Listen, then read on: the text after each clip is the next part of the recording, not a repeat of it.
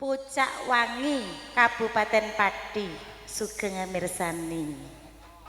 Monggo Ndara. Iya, piye? Pangapunten lho Ndara.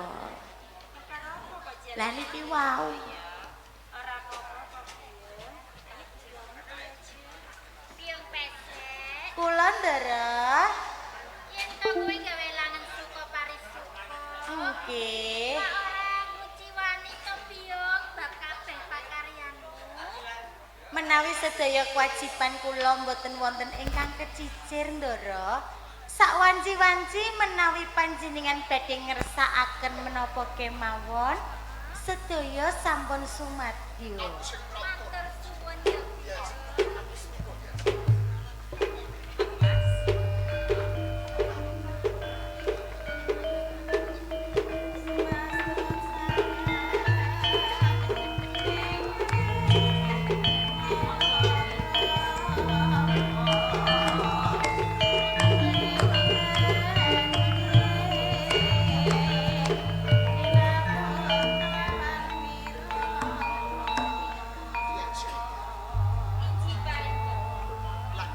Iki dawuh katimbalan Kang Mas. Ing taman siari sederamu diadep dening Bang Pesek lan kabeh anak-anak.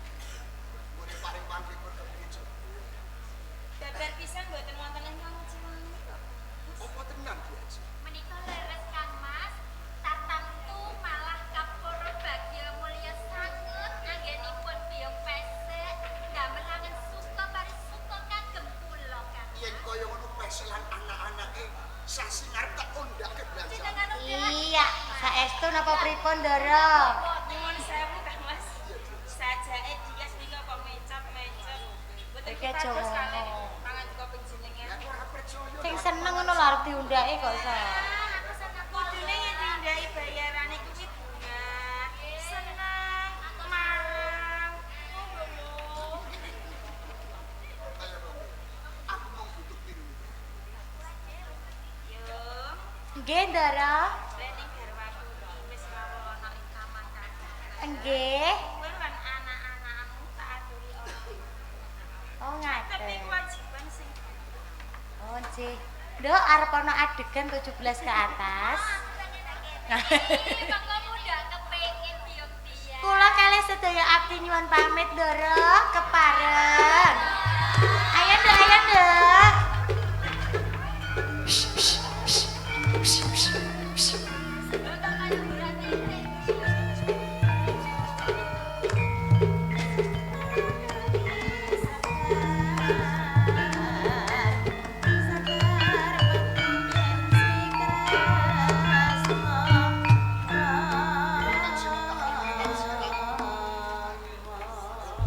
Ya jeng sas. Kang Mas, Senajan to seliramu iki gak aku satu. Ning aja semelah. Aku golek tresnani ora bakal banjiri lan kanca. Kaporo adil kudu peparing tresna. Kuwi tenang. saestu. Wong lanang duwe garwa luwih siji kuwi kena. Siji loro telu temekaning papat ora dadi boyo pangapa. Wadon adil nggone peparing nafkah lahir lan nafkah bayi. Menika leres ingkang dados aturipun panjenengan. Mas. Kaya Injih, sak sampunipun kula dados kiwanipun panjenengan, senajan to panjenengan wayo mboten dados menapa. ahli tenan. Injih, mergi panjenengan menika adil, tegese boten bancinde lan bancilaken.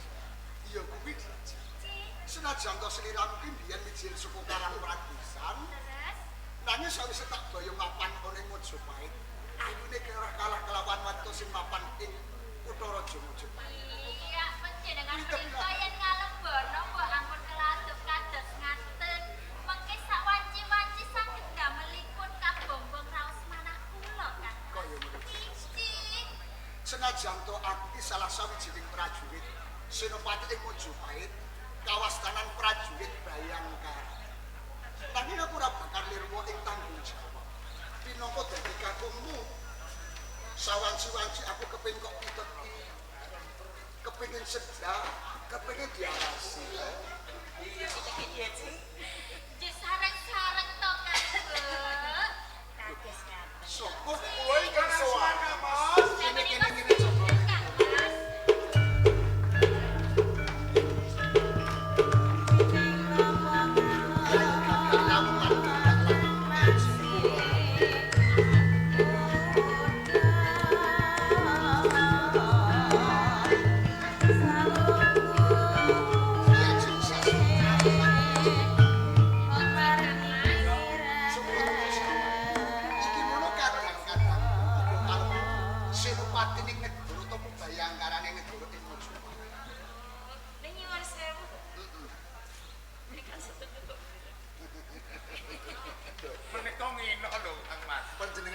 kados ngaten lho, Kang. Nah, Saben dinten kula menika rak isinipun tansah wae wajiban. Wonten negari Mojopahit jejering Luraing Tamtama saben tasah gedhagen dhateng sedaya para praja. Lah iki nengenke kabutuhaning negara nganti saiki durung palakrama. Sekedap malih. Kaya Engkang Mas Kebo. sampai sampun ngertos to, Pak. Nanging kula ajri yen to sak wanci-wanci ngeten kadanipun panjenengan kados siwur boten wonten pateke. menika rak kaya kawastanan ciri wanci lewat digawa omah. Ora ta Yai. Umpama sliramu sak kloron ing mangkene mengkusah sang wanita pinoko dadi garwamu nulato kelawan garwaku diajeng utari lan sasmi. Rina lan mengi kula menika tansah dedonga dhateng kersane Gusti. Mugi-mugi menawi ing mangkenipun kalampah kedhaupan kaliyan satunggaling wanita boten wonten gesahipun kalian ingkang garwa panjenengan. Apa kuwi tenan ya? Saestu. Yen sliramu kepiye, Cuk? Menika leres Kang Mas. Semanten ugi kula. Kula menika menawi pados garwa. Menika rak nggih boten benten kalih garwa panjenengan. Kaya ngono. Nggih. Iki mbiyen mijil saka Karang Pradesan. Yo saestu. Yo gaweane dodol gethuk. Oh, sampeyan niku lho. Sampeyan niku kok tresno kalih dodol. Lha iya, pancen duk nalika semono dodol gethuk. Nggih. Tak boyong papaning Mojopahit. Pindhane widodari Suprabo. Menika leres lho. Lencir kuning merah.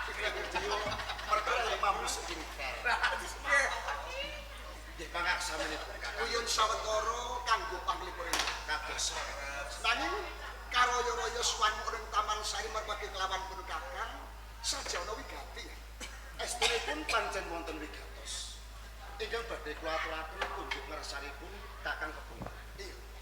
Katuran pirsa Kakang.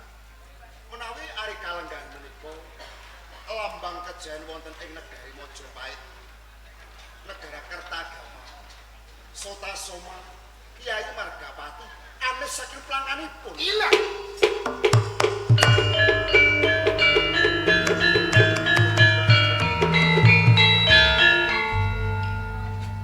Nganti saka sakatrin ilang saka ing plangane. Sapa sekang kajibalan kapatah tunggu kebek. Mongko ingkang tinamgenah jagi pusaka wonten ing Praja Mojopahit menika boten wonten sanes kulon kathah kula. Nganti siliramu lir wae wajib iki kepiye ya? Jadi pangaksanipun estunipun sampun boten kirang-kirang. Anggene kula menika tungguk kemit budidaya amprih ing mangkenipun boten badhe ngujiwaken. Nanging ewa semanten kula lir ing kewajiban. Menika leres Kang Mas. Ya. Kamangka wonten ing gedung pusaka menika boten wonten gadung kangkung lewer, boten wonten ondo kang semene. Lah tertentu menika malingipun julik. Jenenge maling iki ngemal barang sing ora eling. Kang tegese sing duweni ora eling nyentuh nganti barang sing dicolong kuwi ilang.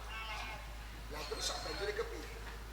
Mila saking menika ngantos Sang Prabu Hayam Wuruk menika paring dawuh dhateng kula supados pinanggih kalian Kakang Ketuban.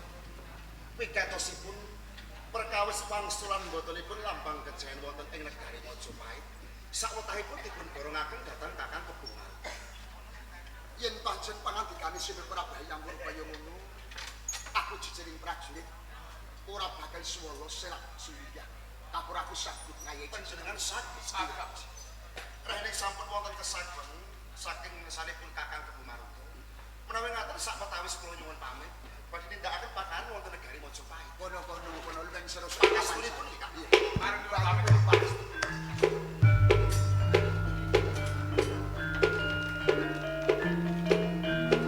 Ya cinta bilang sesu. Kaya ngono Amerika kuyen kok waktu jek langsung aku sing kapatah budidaya mulai Durjono sapa tenan iki diwaksanaken. Menawi ingkang kula suwun panjenengan ingkang atos atos. Waktu sing tak jadi. Kula namung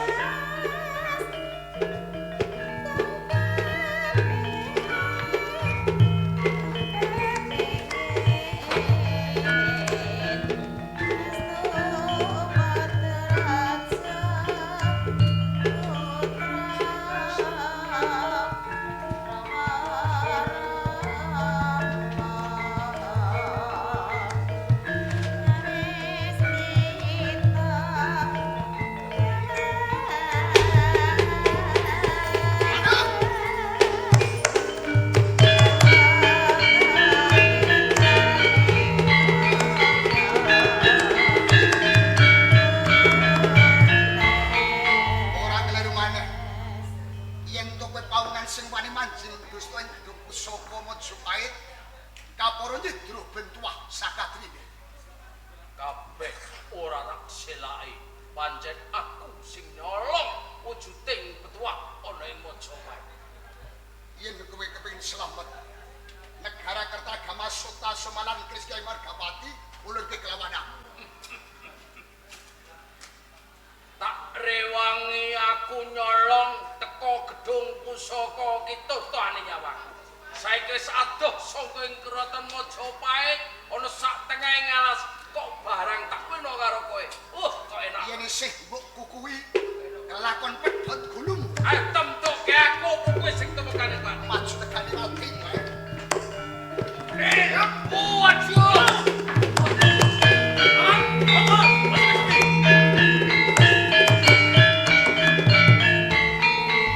Kebun Maruta. Wis tepung kelawan aku. Senopati Majapahit yo jagaling menungso. Sopo? Citrasena. Putraning Pasundan Sri Paduka Maraja. Oh.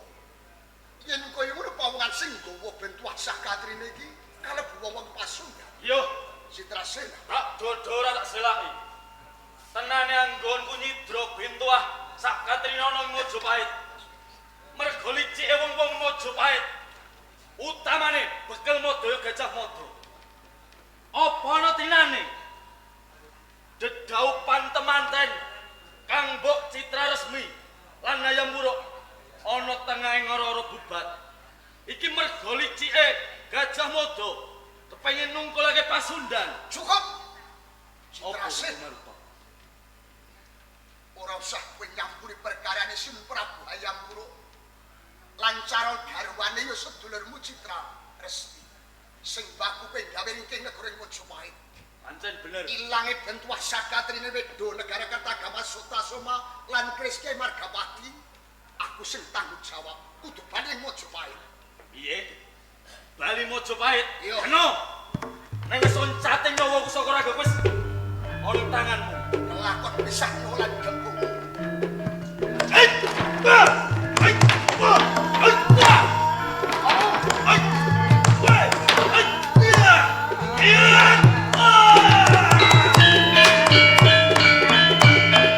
Citrasena.